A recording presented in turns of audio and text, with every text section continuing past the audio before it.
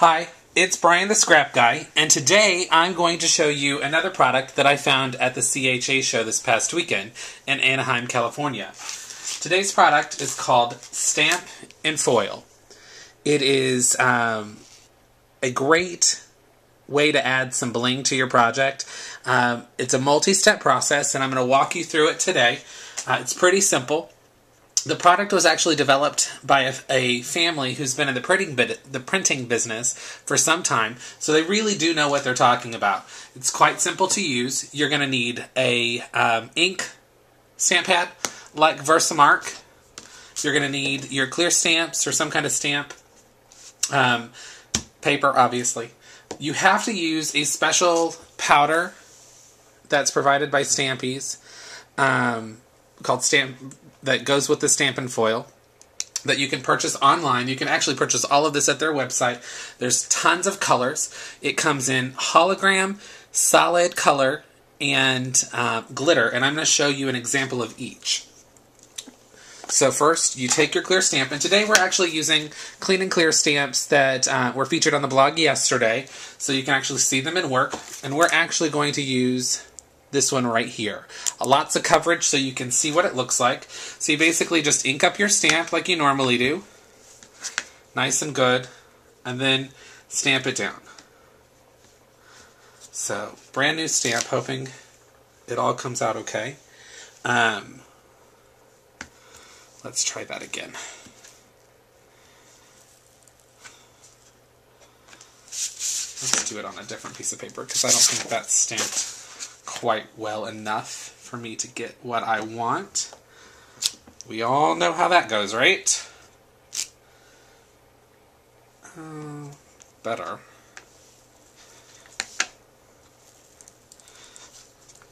You gotta really make sure that it's inked well. Then you stamp it down again.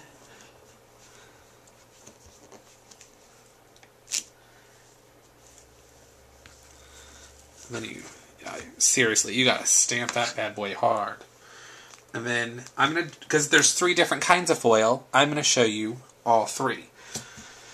So now that we are down and stamped, I'm gonna cover my Versamark.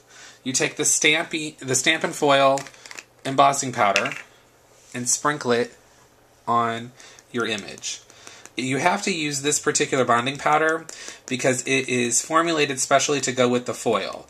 So, you know, just like you do any embossing, you liberally apply and then dump into your tray. And you definitely want to make sure you get all the excess off here. But if you don't, if there's a piece of your image that's not covered with the Stampin' Foil embossing powder, it will not take the foil. So, and you want to make sure you get all of it off because all excess, because if you don't, and you put your foil down, you're going to get that, and you can see, here's what it looks like. You can see that I missed some spaces in my stamp, but for today's demo, we can live with it. So you take your embossing gun, just your regular old heat gun, and emboss.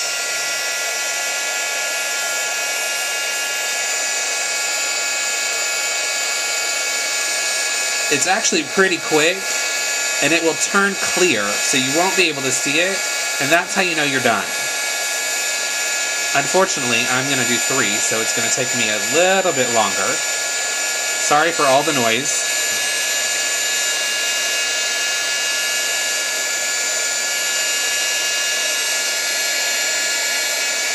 And I can see that in the camera that you can see it actually changing color and disappearing. So you know that it's working. And you want to make sure it's just good and set. So then you let it cool for just a second. Put your heat gun away. Where are we? So then you take your foil, and today we're using aquamarine, glitter red, and cracked ice. And you just place it foil side up on your image.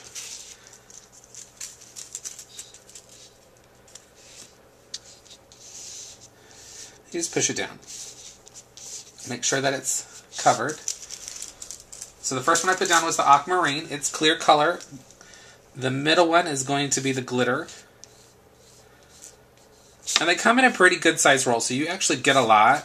And I actually cut the piece to fit the project. On the holographics, you want the shiny side up. There's kind of a dusty side. And on the colors, it's a little more evident just because it's a color. And I think you're really going to like the way this comes out. So the next step in the process is that you have to heat set this. So you want to make sure that it's all down before you put it into the laminator. And so you cover it with another sheet of paper.